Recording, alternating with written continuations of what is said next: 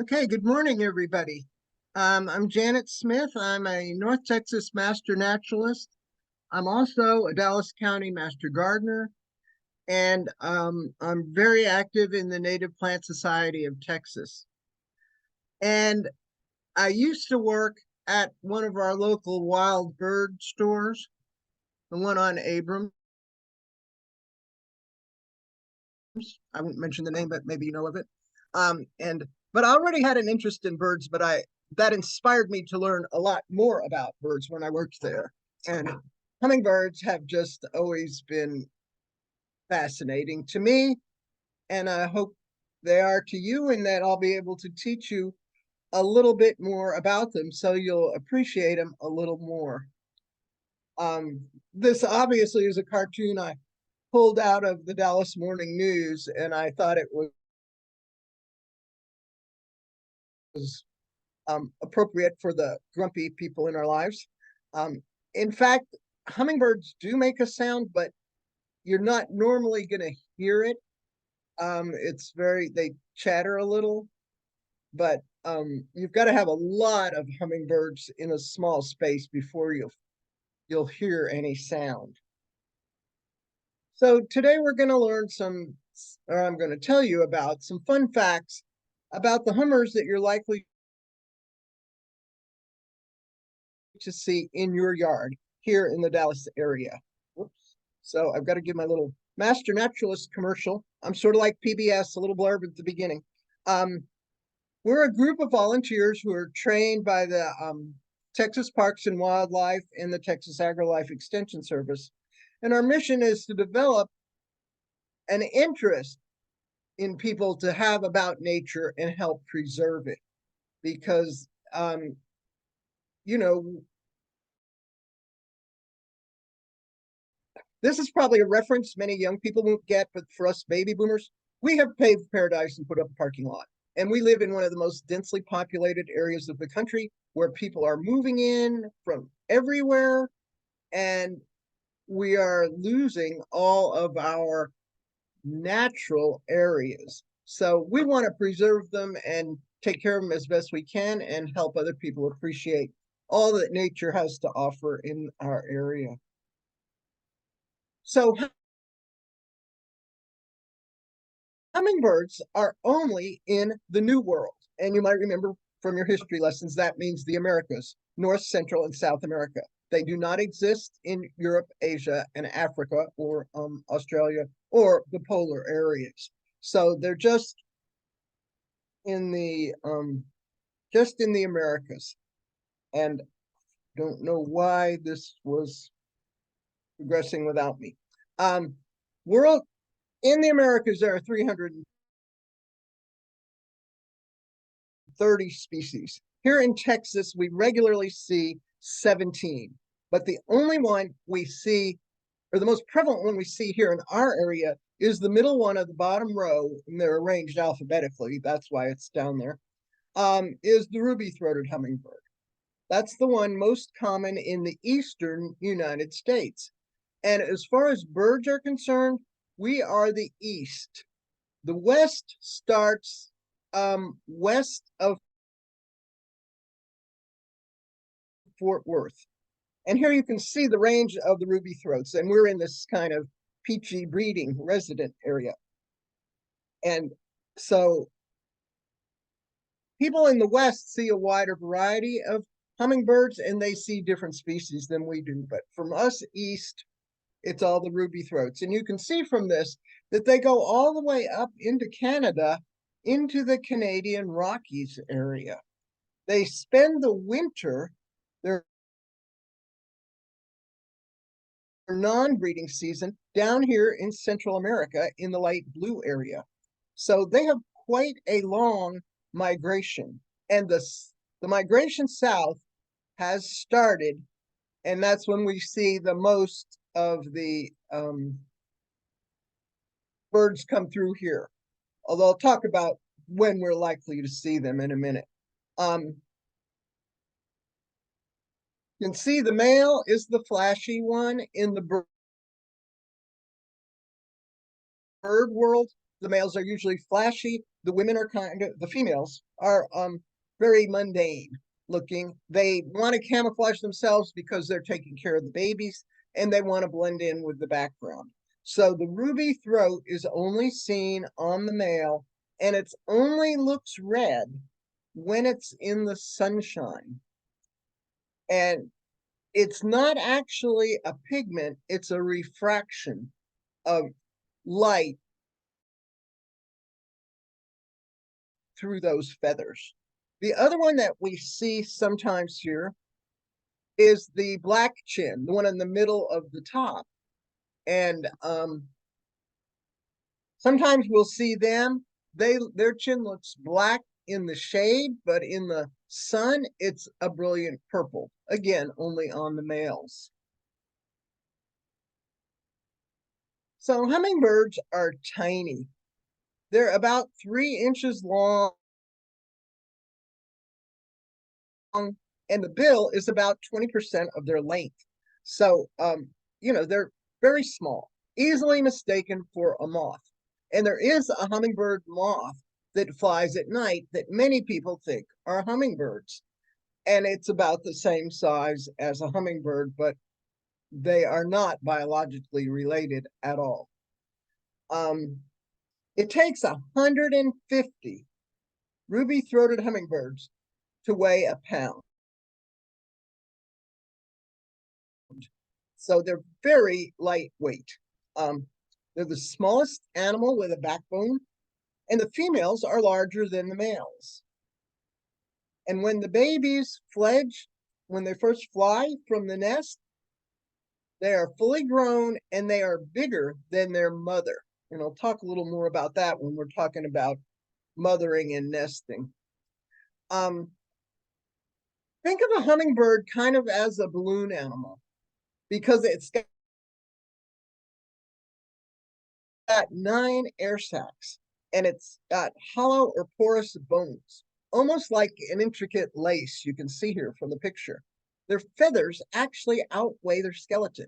I mean, we have the expression light as a feather, but it's just amazing how that they exist and they're so lightweight.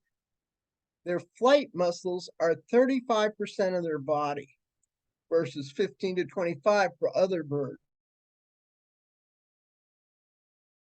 So they're very muscular, have a very lightweight, fragile bone structure.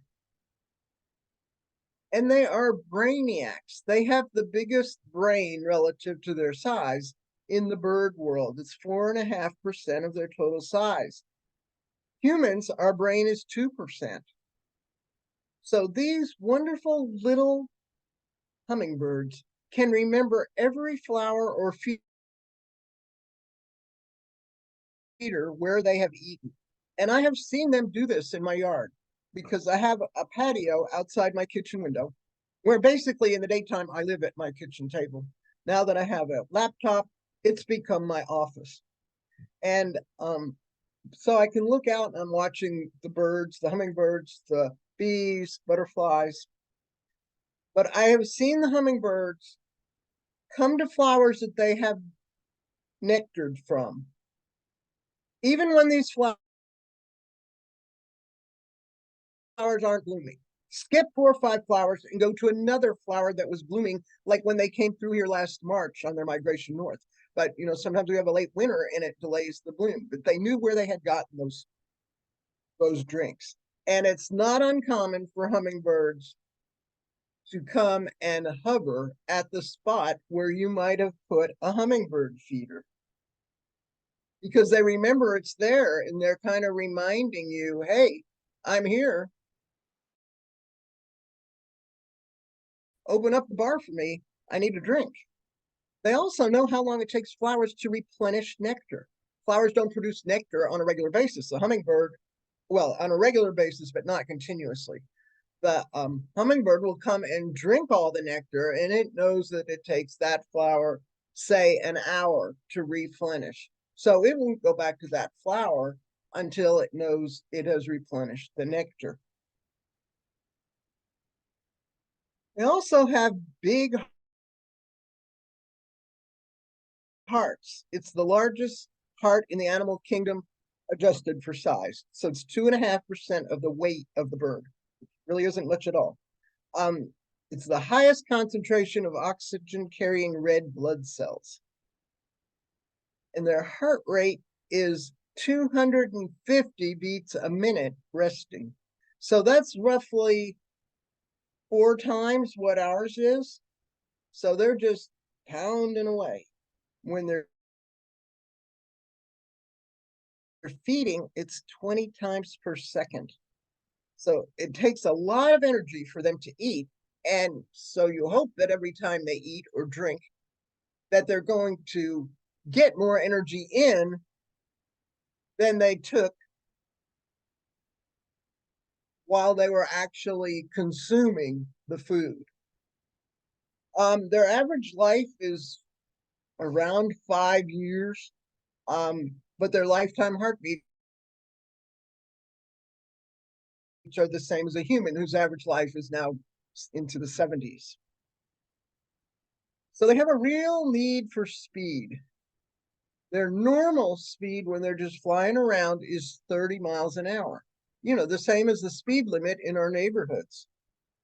They can fly up to 50 miles an hour when they're trying to escape something, or 63 miles an hour when they're diving.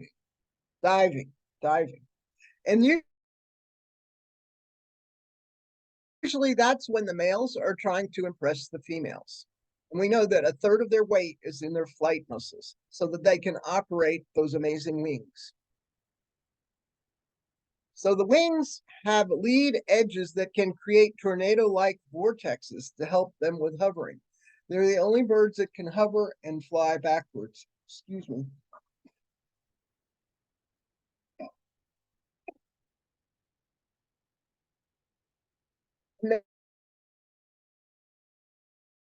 They can rotate their wings as they flap. This lifts them into the air so that they can go on both their back and forward strokes. And they can flap 200 times a minute. So here you can see they use their wings in kind of a figure-8 pattern.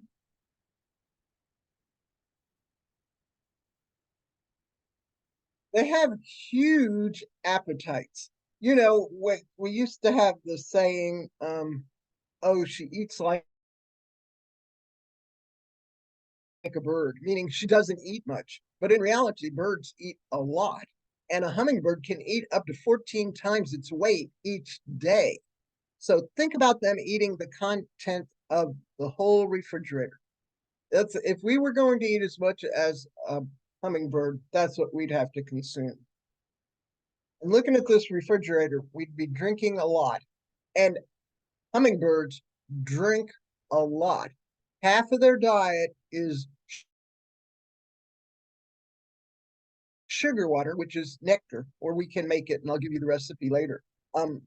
For some reason, this program is advancing itself. It has never done that, and I don't know why it's doing it now. And I didn't want to interrupt the program to try to figure that out. But they they have to eat constantly to keep up their energy.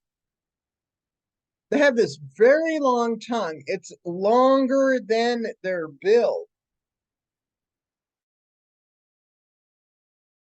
And they wrap it around their head when it's not in use. It's so long. And they drink by lapping. And in the spring, before my Turk's cap is blooming, I have a hummingbird feeder right outside my kitchen window. So it's like 3 feet from me. And it has a clear bottom. I'll show it to you later. But I could actually see the movement of the nectar as they're lapping up that drink. And they can drink their weight in just one visit to a feeder. Half their food is from nectar, and the other half is from insects. So frequently, I will see them nectaring, and then in my house, which is a mid-century home, so it's old, and we have the above-ground wiring, I'll see them go to my electric wires and sit there and they're looking up and they're looking for insects. I'll see them dart off there, fly off, get some insects, and come back and sit and watch. It's very common to see them on the top of trees, but they are so small and they're sort of greenish. So we really can't distinguish them from the leaves, but it's a good hiding place for them to dart off and see insects. And when in the years when we've had extensive spraying for West Nile for mosquitoes, people have reported that, if their yard was sprayed, they stopped seeing their hummingbirds and other birds. And it's because those birds couldn't find any insects to eat. So they were going somewhere else trying to find the protein they needed for their diets. Uh, Hummingbirds have these little tiny feet and legs, and they can't walk. Their legs are only used for grasping a twig or a limb or something that they can perch on. And but they can put these little tiny bands on them with a number. And tagging hummingbirds and many other birds are tagged as well is one of the ways that they do they learn more about them. And I've been to a few tagging events, and they they capture the birds, they lure them into a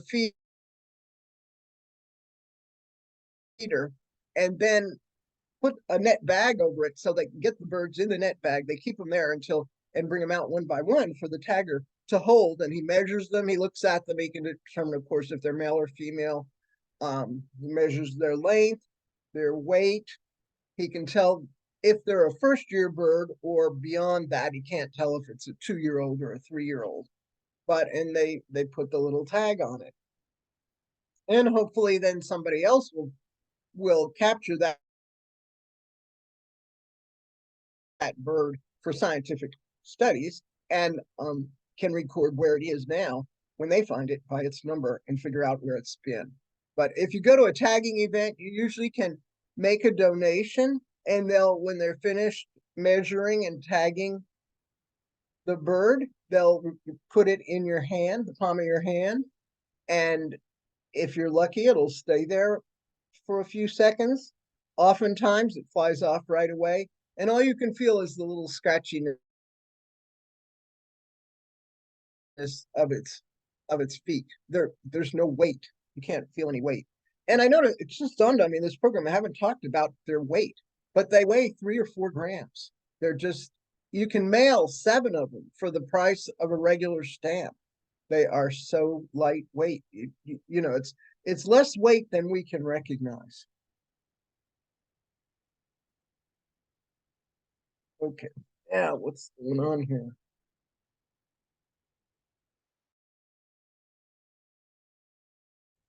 Sorry about this.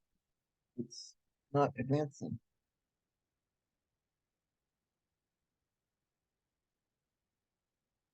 Oh, isn't technology wonderful when it works? I'm going to stop sharing a second and see if I can figure out what's going on. I'll be right back.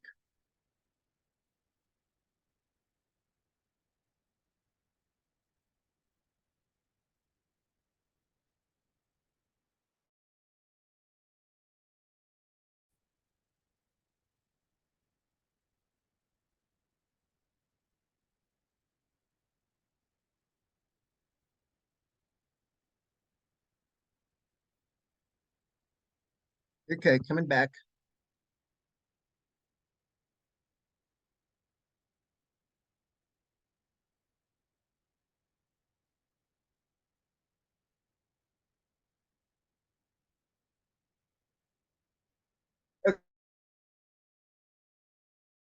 Okay, so birds are active during the daylight hours and they sleep at night. In the daytime, their body temperature is 105 to 108, sort of like it's going to be today.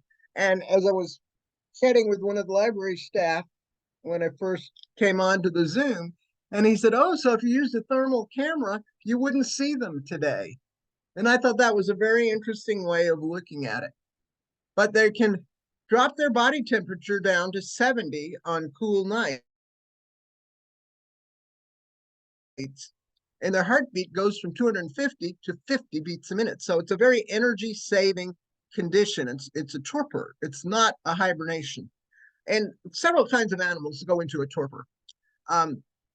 It saves 60% of their energy, and they can hang upside down because they've got those feet that can hold on to the little stem or whatever they're roosting on, and they just flop over when they're sleeping.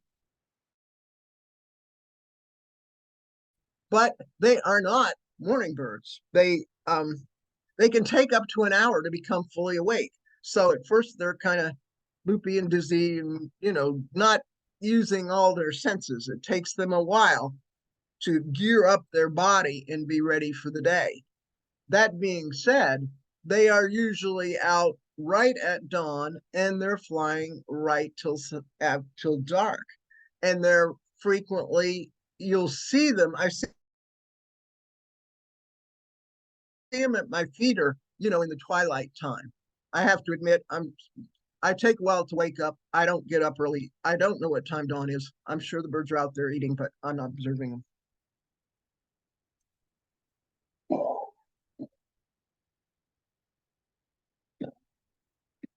Excuse me.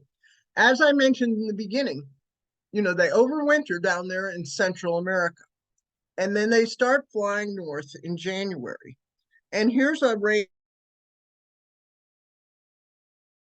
map that tells you when they get to different parts of their final journey. And you can see that here in the Dallas area, it's mid-March normally when we see them. But if we're having a late winter, they will stay down on the coast in the southern areas of Texas and wait for some favorable winds to help them fly. They're smart enough to know not try to buck the winds to come north. But I encourage people, if they use hummingbird feeders, to have them out by the middle of March, because those birds that come through are going to be very hungry and thirsty. And it turns out that the yellow-bellied sapsuckers are the best friends forever of hummingbirds, especially as they fly north. If they're not finding flowers with nectar or enough people that have put out feeders, they will drink the sap that these sapsuckers have made available by drilling holes into trees. So I've seen little comics or drawings where hummingbirds are on the back of the sapsuckers as they migrate. That's not true. Hummingbirds migrate individually.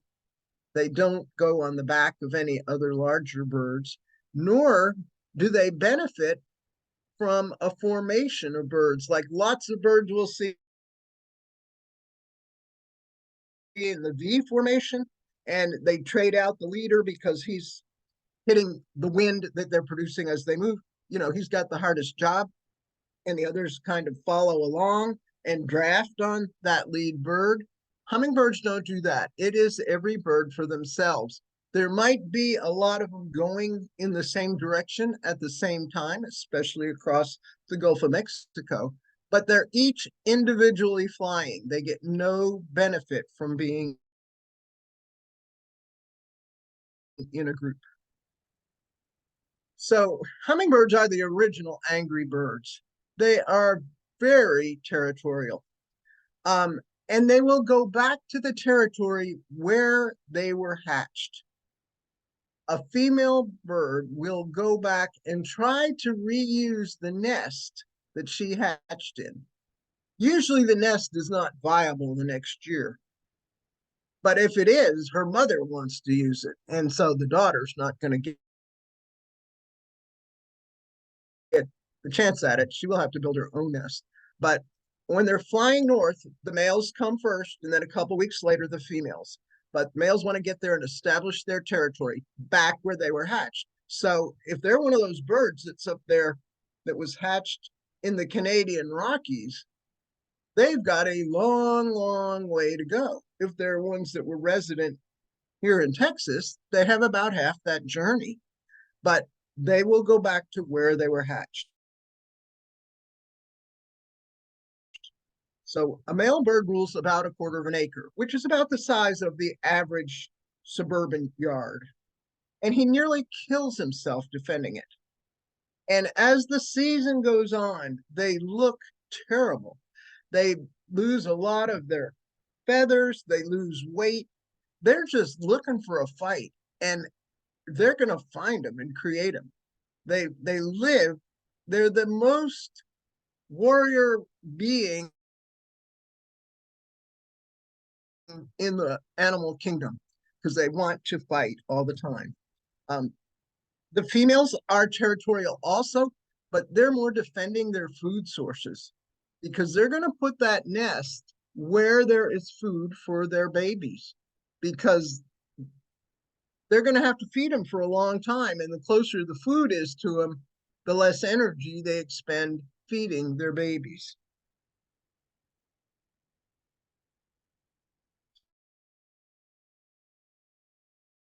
So the hummingbirds have a very quick reproductive time. Their sex organs are only active in the mating season because they don't want their bodies to have to carry the weight of anything that's not necessary. Um, and the male birds don't even have a penis. Both the males and the females have a cloaca, which means common sewer. And yes, everything that comes out of their body comes out that cloaca. And here you can see on the drawing, I've circled where it is. And that's the way they mate. So the male shows off and displays because his flying prowess and his beautiful ruby red throat are his biggest assets in attracting a mate.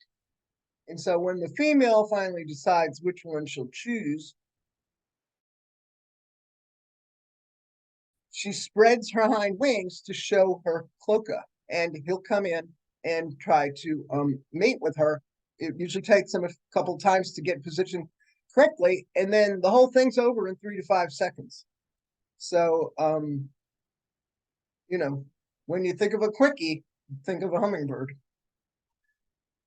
And then that's the last thing the male has to do with reproduction. He doesn't help at all with the raising of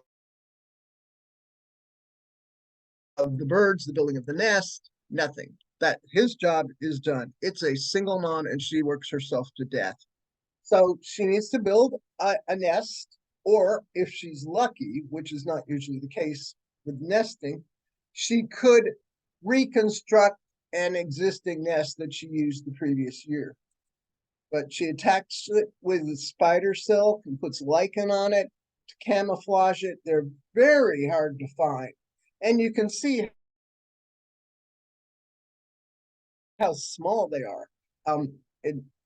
She lines it with very soft things, and the nest will stretch as the nestlings grow. Each year in our area, the birds will probably have two clutches, two families, and she'll probably build a separate nest for the second clutch because she'll be building that while she's feeding her nestlings. So she's just very busy. So the eggs are laid usually 2 days apart and usually just two eggs. And they're about the size of a jelly bean. So they're very small. And she's going to incubate them for about 2 weeks after the second egg is laid. And that's typical, I think, in the birds' families that they don't start keeping the eggs warm and incubating them until they've all been laid. And there's about a 60-80% success rate that they will produce a healthy baby. So the babies hatch usually on the same day, and they will poke holes around the middle of the eggshell so that then they can eventually burst out and knock the top of the shell off. They're very tiny and very ugly. You know, they're jelly bean size. They don't have any feathers. So the mom feeds them regurgitated insects and nectar, which is very common in the bird world. The babies get the regurgitated food. And she will leave her nest over 100 times a day to get food for them, at least every 20 minutes. So she is just on the go constantly. And her ability to feed her family depends on how close she is to food. So she's going to build that nest where she thinks there's a big potential for food. And she knows that because that's where she was raised. And she knows her mother was successful. So she goes back to the same place. But it's about 3 weeks before they leave the nest. And then the babies are bigger than the mother because she's been giving all her energy to them and she's constantly having to feed them and might be building a new nest. So the full grown babies are about 4.5 grams, and the mom's down to 2.5. So they're actually bigger than she is. Then she has to feed them for 10 more days. So it's a big effort to get these birds ready for their life. And, you know, the dad's not in the picture at all. So here's what the first season birds look like. And we have the adult male on the upper left. The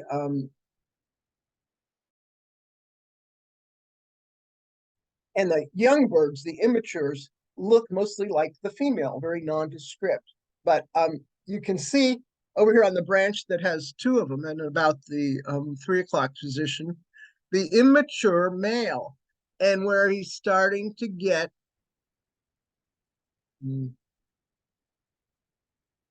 a few of those red gorget feathers. That's called his gorget. And it's from an old term.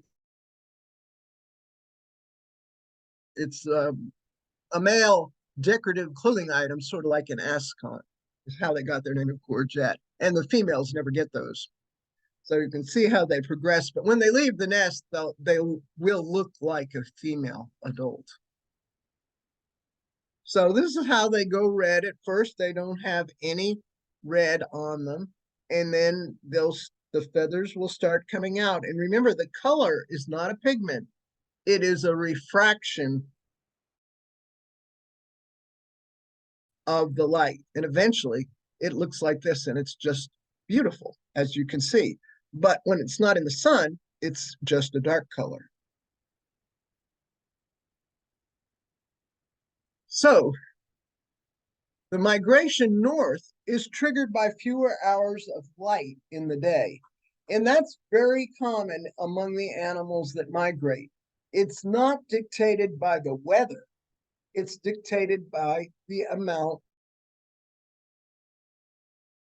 of light, the number of hours of light. So the males leave first in July, then the females, and finally the youngsters. So those newly hatched birds are going to be flying to Central America without any help from their parents, and they're going to instinctively know how to get there. It's just one of the miracles of nature. Sort of like the monarch butterflies, because the ones that are those that are migrating to Mexico for the winter have never been there. They're 4 or 5 generations removed from their ancestors that were there. So although we see hummingbirds here from March through the beginning of October, usually, we will see more in August and September because they're coming through here on their way flying south for the winter. So they have to increase their stored fats by 30%. So we want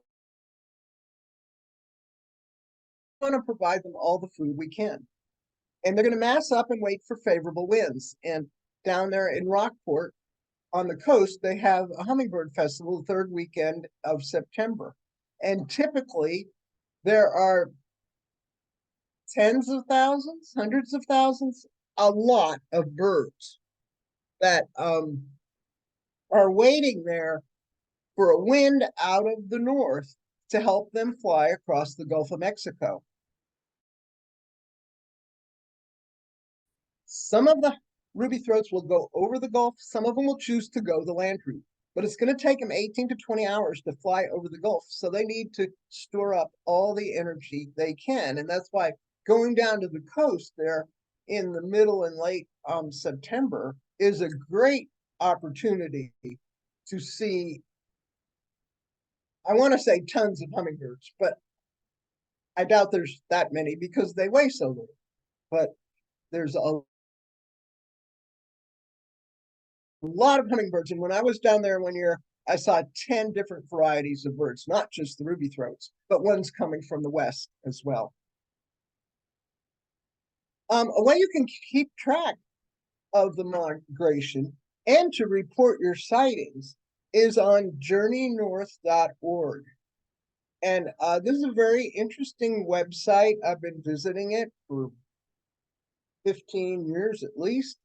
And it offers a lot of educational information, especially geared to like homeschooled kids, and actually lesson plans for regular schools. So you can learn a lot about different animals. And the two that I track on Journey North are the ruby-throated hummingbirds and the monarch butterflies, which their migrations are happening about the same time. And they're both, heading north in the spring and south in the summer. And I just pulled this up this morning, and they just start tracking on August 15th. So they just started recording this stuff.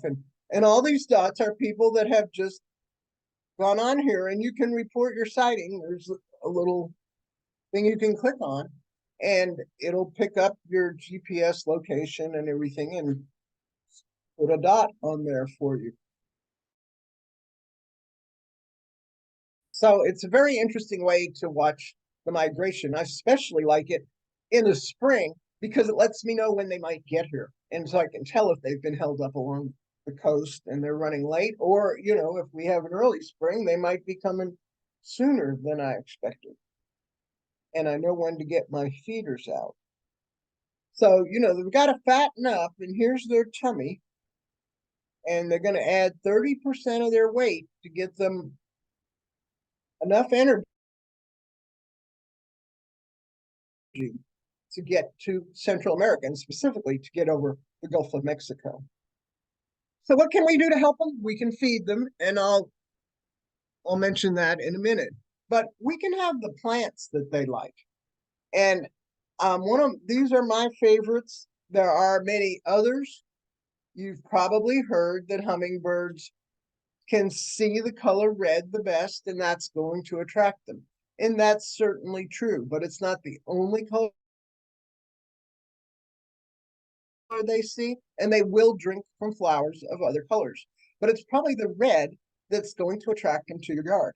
And when I was working at the wild bird store, a lady came in one day and said she didn't have any red flowers or anything. She didn't really have flowers in her yard, but she bought a red plastic tablecloth at the Dollar Tree or some dollar store and just put it out in her yard with a regular dish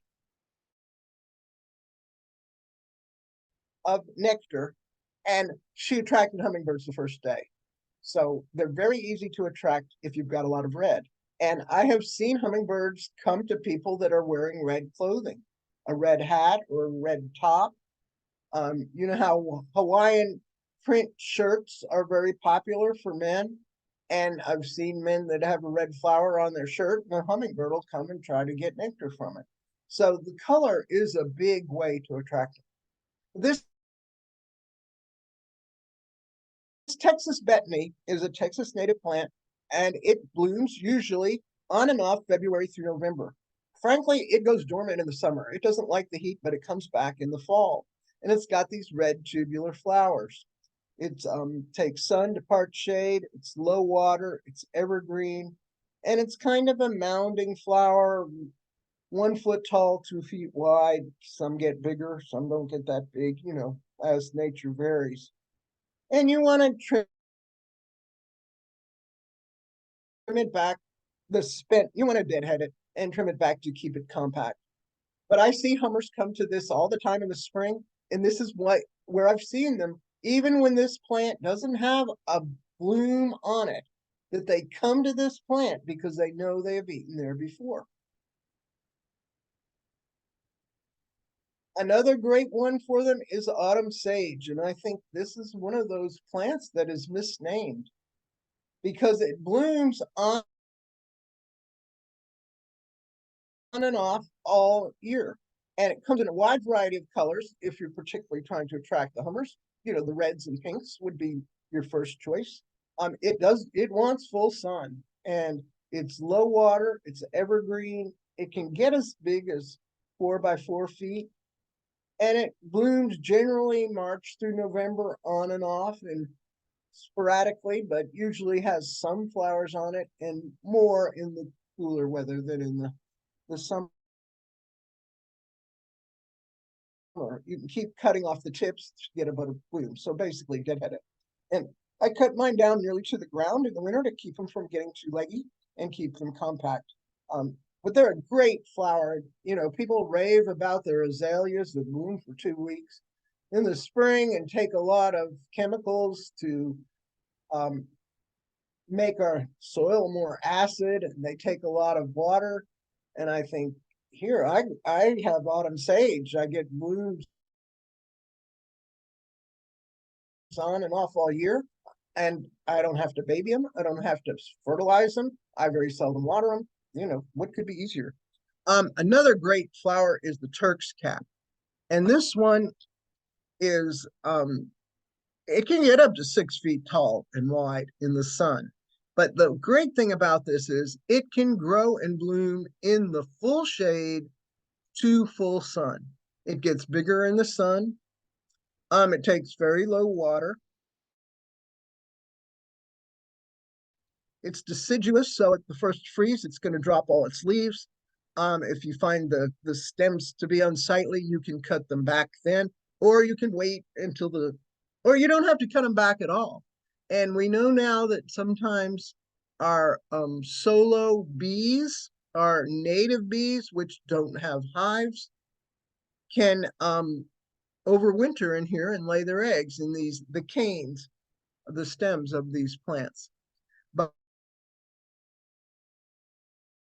this plant attracts hummers, big butterflies, and all sized bees. It's one of my favorites. It is one of those plants that tends to spread, and I have to admit, it's hard to dig up. But at my house, where I'm a tough love gardener, I have several that have started themselves in different areas. And one of those areas is right by my kitchen window, right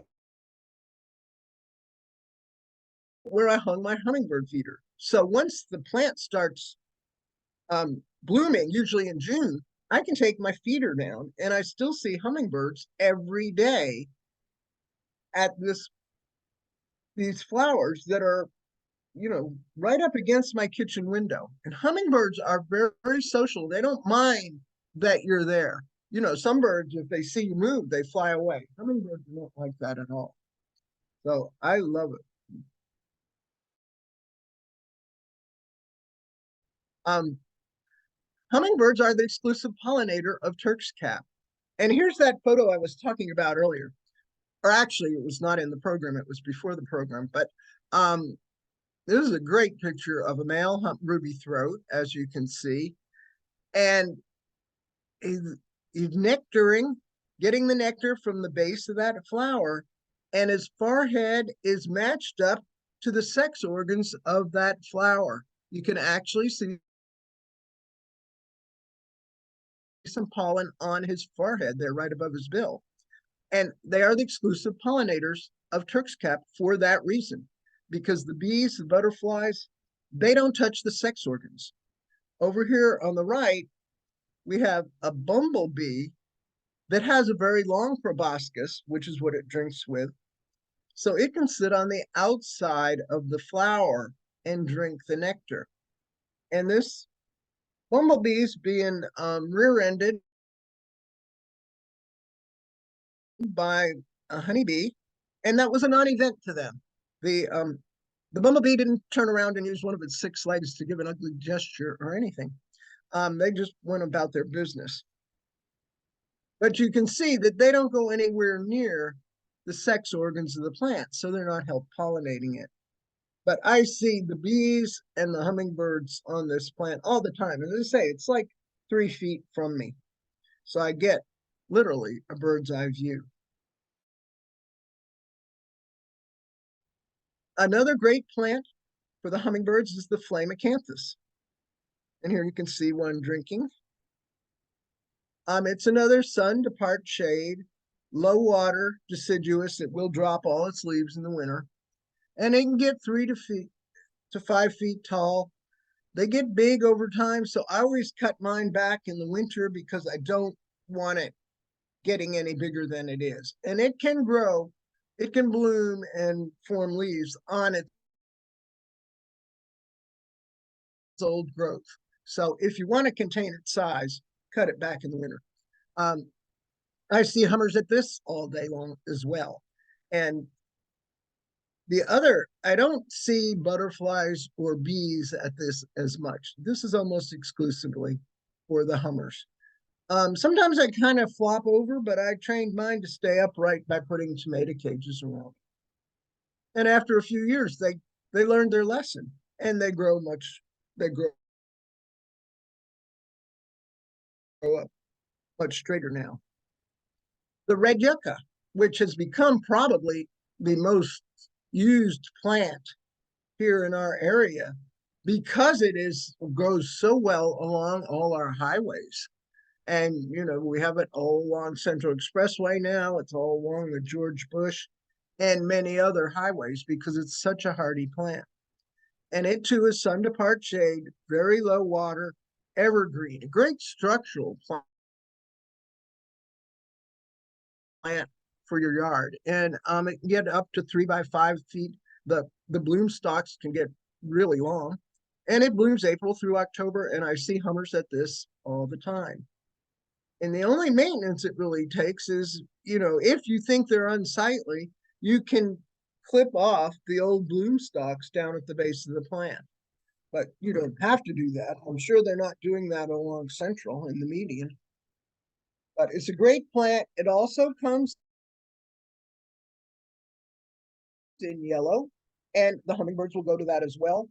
And there are some hybrids that are smaller, like the brake light version, which is more a true red. The joke in the botanical world is it's called red yucca, but it's not really in the yucca family of plants, so it's not a yucca and it's not red. It's pink. And there's many other plants that hummingbirds will come to. Those are just 3 of my favorites, and I'm big into perennials, so I don't have to replant every year. So hummingbird feeders, this is my favorite feeder. And note that the perch is a little above the drinking ports, and the perch is at the same angle as when the hummers would hover. And so the idea is that they'll sit on the perch and save energy while they're drinking instead of using so much energy to drink that they don't get much net gain. If you put out a hummingbird feeder this summer, I would say you need to clean it every other day. Bring it inside, clean it. I spray mine with a diluted 10% bleach and wash it, and then replace the nectar. And the recipe is 1 cup boiling water and add in 1/4 cup white sugar, not any other kind of sugar. Do not add red dye. The best thing is to have a feeder that has lots of red on it without yellow. Bees can't see red, but they can see yellow. And a lot of the feeders, like this one that has yellow flowers on it, that really wasn't a good idea. And because this is a gravity feeder, there's always nectar right at the level of these little ports where they can drink through. So the bees can easily get nectar from here. On this feeder, around here we don't get enough hummers that you need to fill the feeder. So mine typically, is filled like to this level. And so no bees could get to the nectar.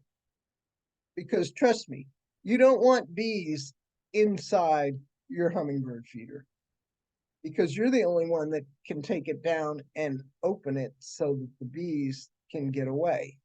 And they're going to be mad. And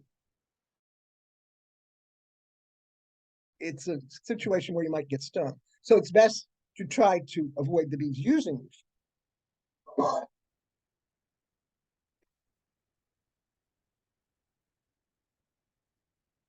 That said, this picture was, well, I got it off the internet, but I have similar pictures, but without that high speed shot that freezes their wings. This is the kind of feeder they use at Rockport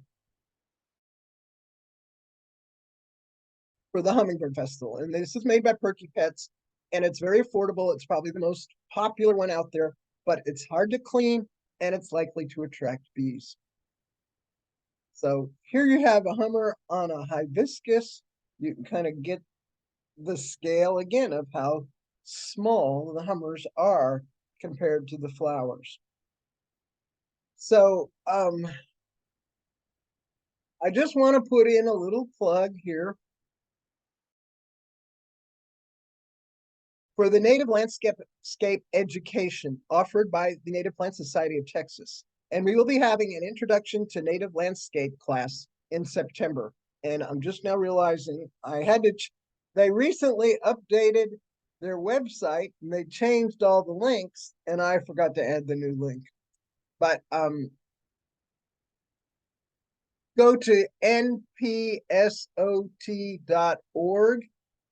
and click on our work and go down to the second row of pictures and you'll see Native Landscape Certification Program. And that's where you can get an excellent class on using native plants in your landscape. So that concludes my program. So if you've got any questions, I'd be glad to answer them.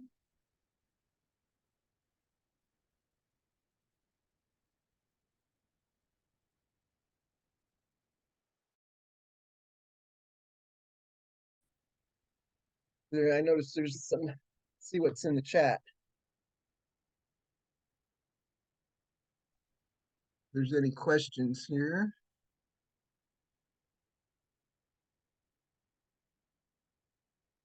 Yes, you should definitely have your feeders out now. You should put them out in March and leave them out till October. Leaving a feeder out in October is going to have no effect on whether the birds migrate.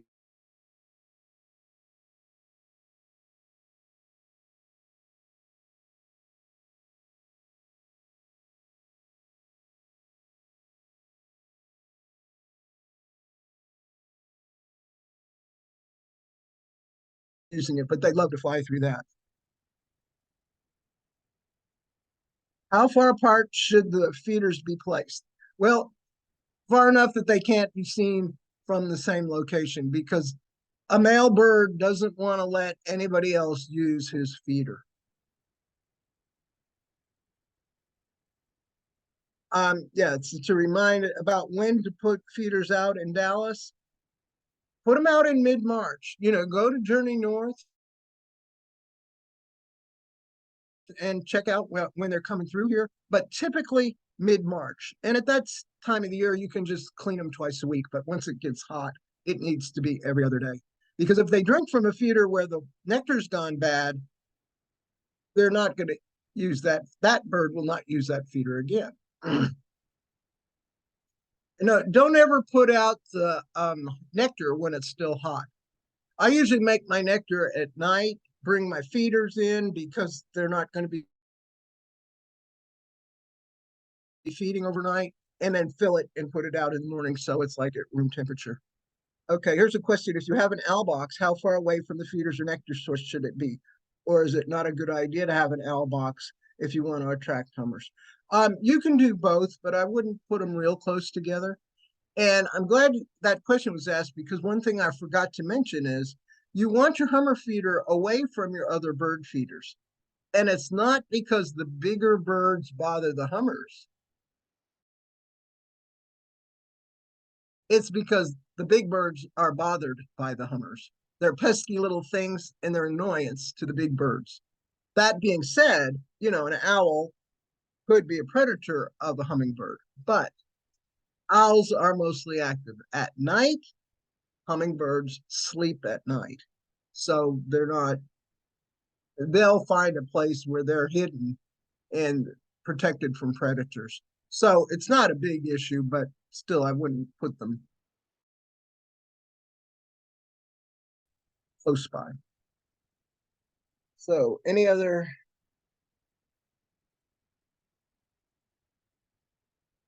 I think that was the last of the questions. So, thank you for listening in. I hope you learned something. And, just enjoy the hummers while they're here. And then, by the time the hummers are mostly passed through, that'll be the big season for the monarchs. And then you can enjoy them too. But know that for them, they want flowers. Monarchs aren't going to eat from nectar eaters.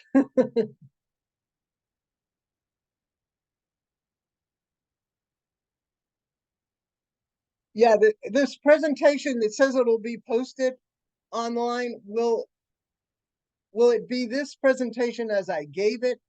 Because I could, if I send you a PDF of it, I could add in that link to the native landscape class that I forgot.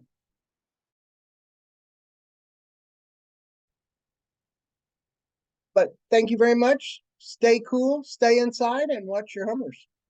Or run out and buy a hummingbird feeder and get it out there. Then those same birds will come back next year. Okay, it's going to be a recording of this event, so it won't have that link to the native landscape class. Sorry about that, folks. But it's been great talking to you.